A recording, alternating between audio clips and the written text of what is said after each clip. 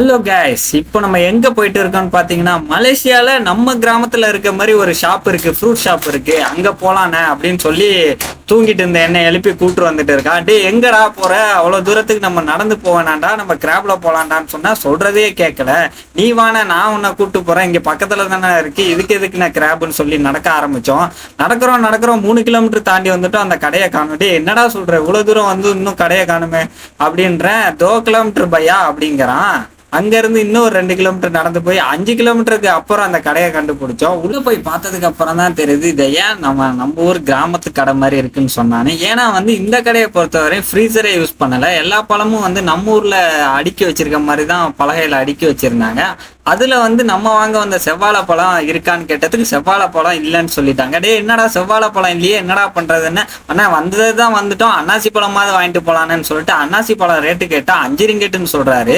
அதை எப்படி பார்கெயின் பண்ணி வாங்குறேன்னு சொல்லி அதை வந்து 3 ரிங்கெட்டுக்கு பேசி முடிச்சுட்டான். ஆனா இப்போ நான் வாங்கிட்டேன் பாத்தியா அப்படின்னா, டே நீ வாங்கின 3 ரிங்கெட்டே ஓகேவா என்னன்னு எனக்கு தெரியலடா. ஏன்னா வந்து நாங்க இங்க இது வரைக்கும் ஃப்ரூட்ஸ் வாங்கினது இல்லை, ஃபர்ஸ்ட் டைம் வந்து வாங்கியிருக்கோம். நாங்க வாங்கின அன்னாசி பழம் 3 ரிங்கெட்டுக்கு ஒர்த்தா என்னன்றத கமெண்ட்ல சொல்லுங்க ஃப்ரெண்ட்ஸ்.